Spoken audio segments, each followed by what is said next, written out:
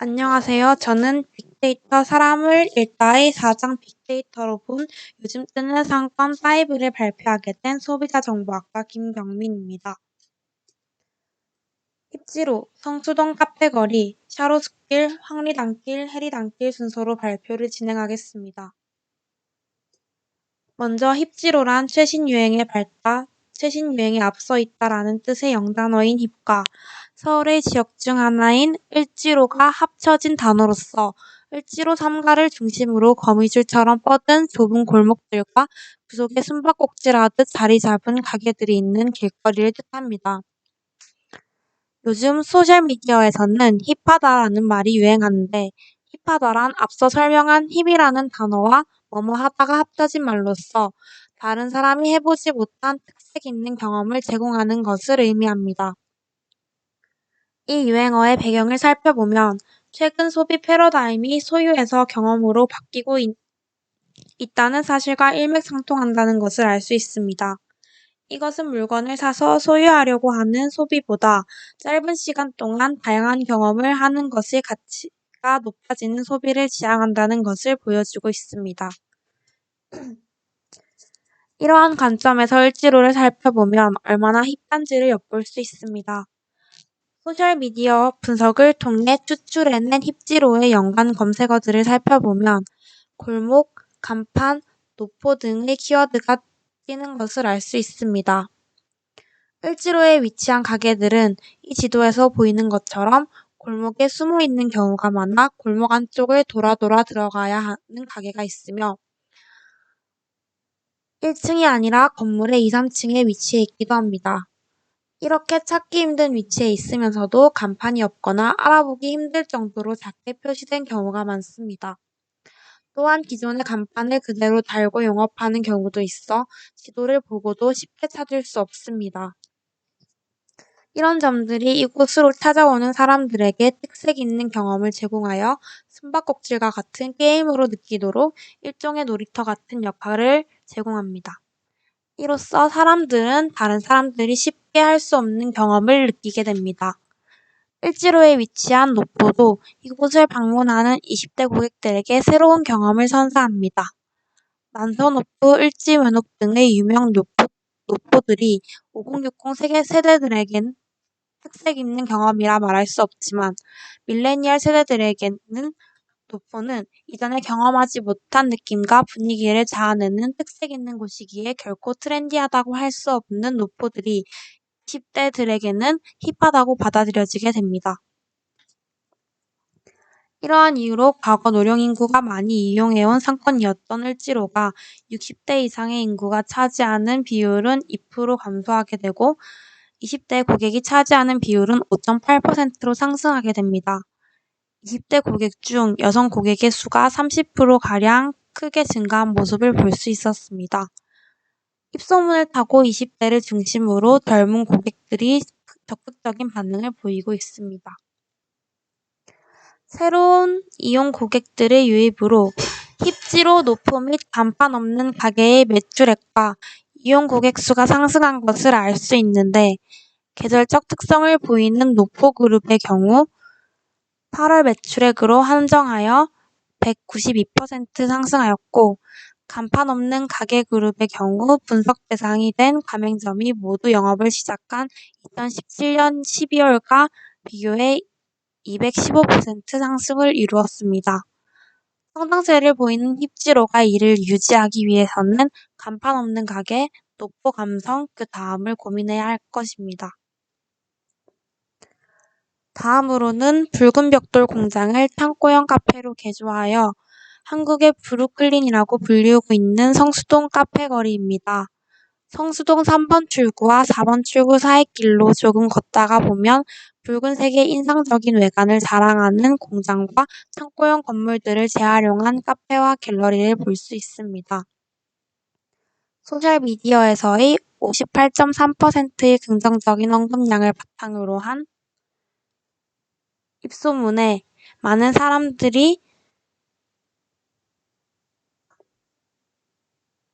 성수동 카페거리를 방문하게 되었고 해당 상권의 BC카드 매출액은 지난 3년간 증가세를 보였습니다.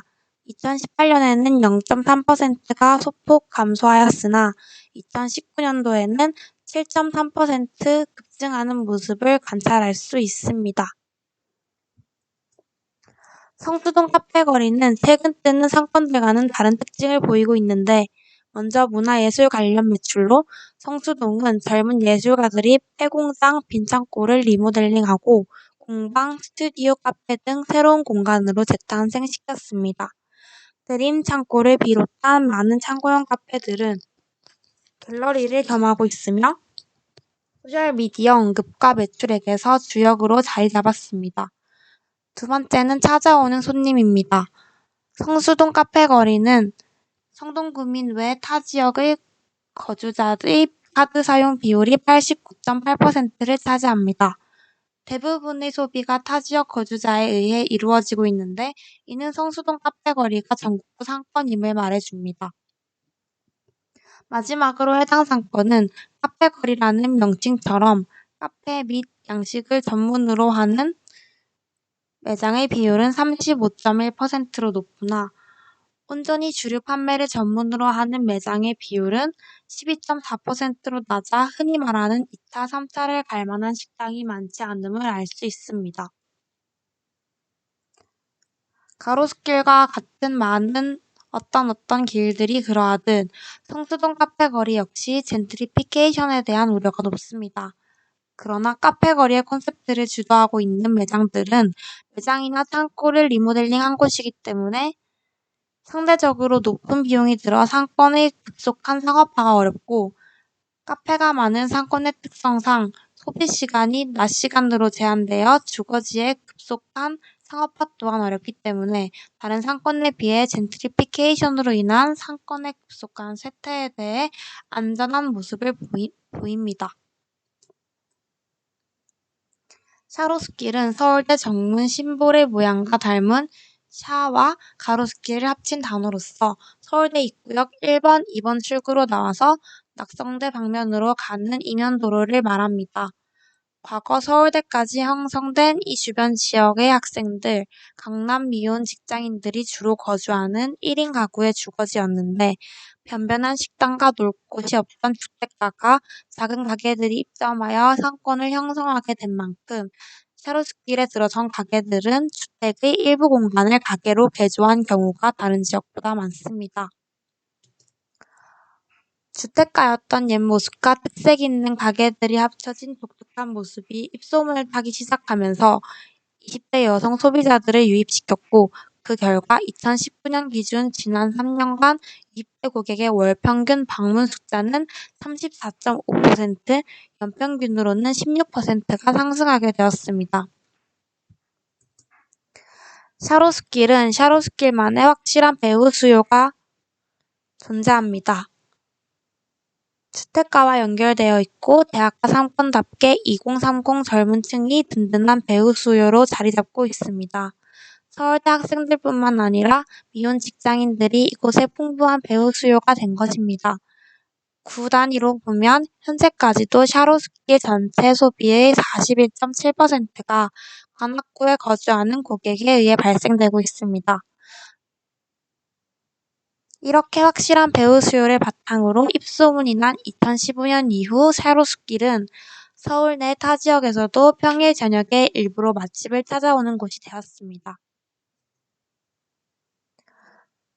다음으로 황리단길입니다. 황리단길은 경주에서 가장 규모가 큰 신라 고분군인 대릉원 옆을 따라 조성된 상권으로 단순히 사람과 매장만을 연결시켜주는 상권이 아닌 역사와 문화 그리고 소비, 옛것과 새로움을 연결시켜주는 전국에 몇 안 되는 역사 문화 상권의 플랫폼입니다.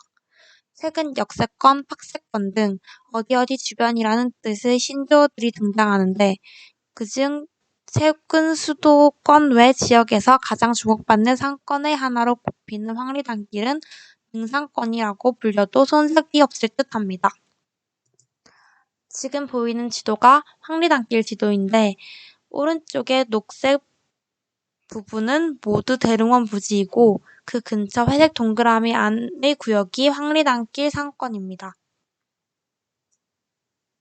황리단길이 자리 잡은 황남동은 신라 천년고도인 경주의 중심지였고 또한 문화재가 밀집한 지역으로 문화재 보호를 위하여 각종 건축 행위가 제한되었었는데 이런 황남동이 전국적인 핫플레이스로 부상했습니다.